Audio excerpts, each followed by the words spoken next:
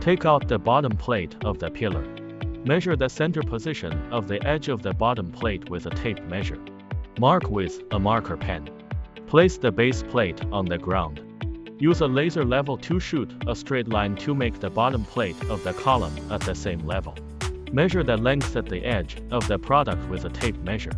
Measure the width at the center of the edge of the product using a tape measure.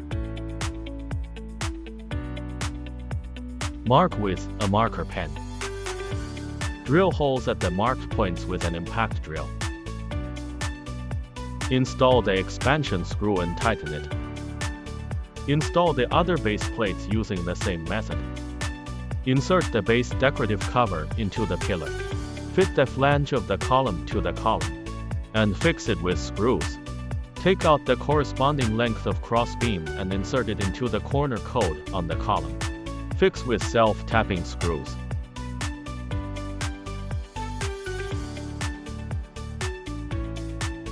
Stand the pillar up and place it on the base.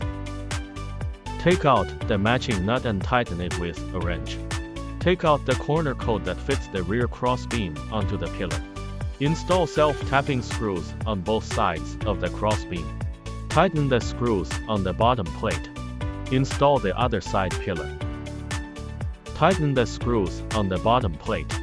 Take out the sink and connect it to the slider on the column. Remove the screw of the track connector on the sink. Remove the screw from the pillar wall coat. Take out the track. The side of the track with a rain barrier facing inward. Reinstall the previously unscrewed screw. Lock nut.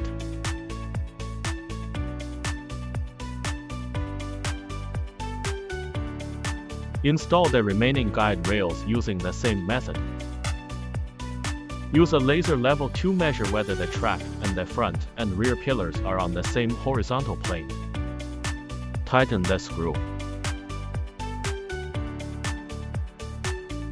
Use a tape measure to measure whether the distances between the upper, middle, and lower sections of the track are consistent. If the orbit is found to be unbalanced, it can be adjusted through the 3 screws on the sink. Remove the end cover of the sink and install it onto the sink. Tighten the screw. Thread the transmission pipe from one track to another track.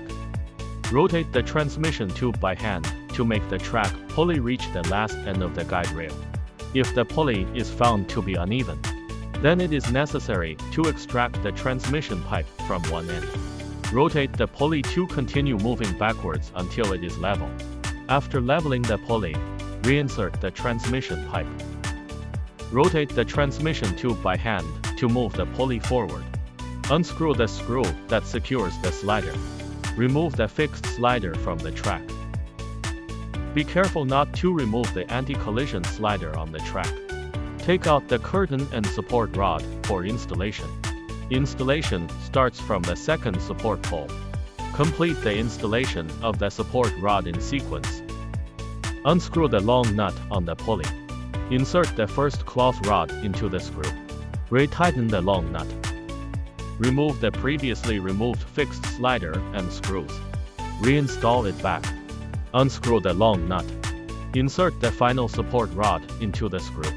Twist back the long nut. Install the sealing cap of the cloth rod. Align the motor and cover with the track hole position. Secure with screws. Take out the pin and insert it into the hole, then bend it. Install the flat end cap and tighten the screws. Install the transmission pipe and support rod on the other side using the same method.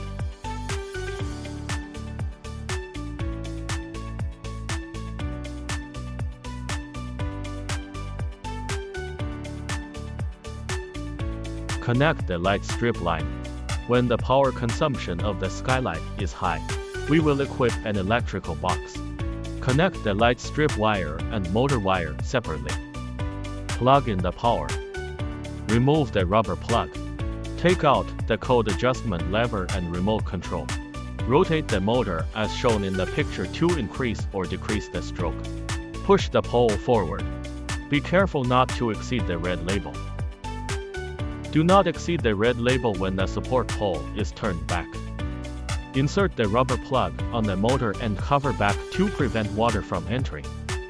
Rain shield assembly. The rain shield is assembled piece by piece through grooves.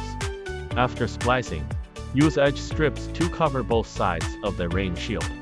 When the width of the sky canopy track exceeds 4 meters, we will provide support rods. Measure the width of the rain shield with a tape measure. Take out the bracket and connect it to the slider in the guide rail through the hexagon socket screw. Move the bracket to the center of the width of the rain shield. Tighten the hexagonal socket screw. Install the other bracket. Tighten the hexagonal socket screw. Place the support rod into the bracket. The support rod should be at the same level as the guide rail. Install self-tapping screws on both sides of the bracket. Install the assembled rain shield onto the track. Install self-tapping screws. The support rod and rain shield on the other side. Install using the same method. Installation completed.